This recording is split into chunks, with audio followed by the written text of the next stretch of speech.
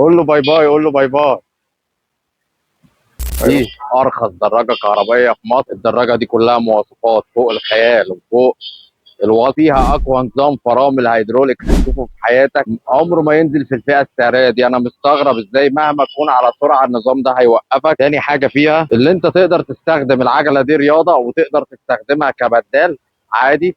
وكمان فيها نظام البادل مود او الاسيست مود اللي هو بيساعدك، يعني لو انت عاوز برضو تبدل وتمارس الرياضه بس البدال يساعد معاك، النظام ده موجود فيها. هنا بقى الحاجه العظيمه في العجله دي مساحات التخزين.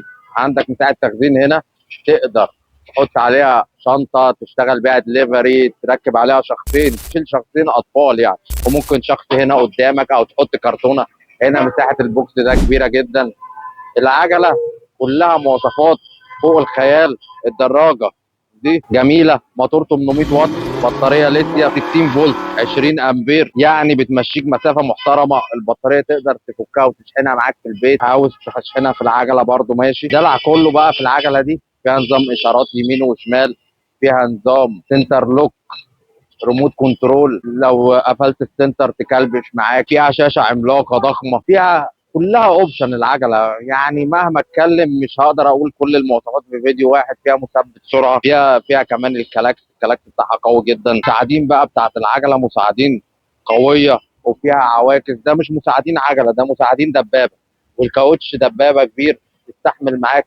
نظام مساعدين خلفي قوي جدا، مهما تكون على مطبات او طرق مدغدغه تستحمل معاك قويه. عامل ايه؟ تمام.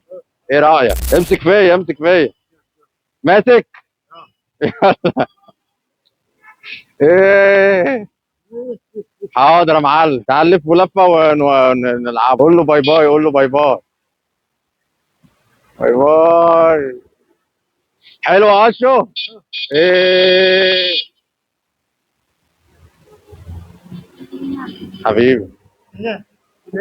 بيت.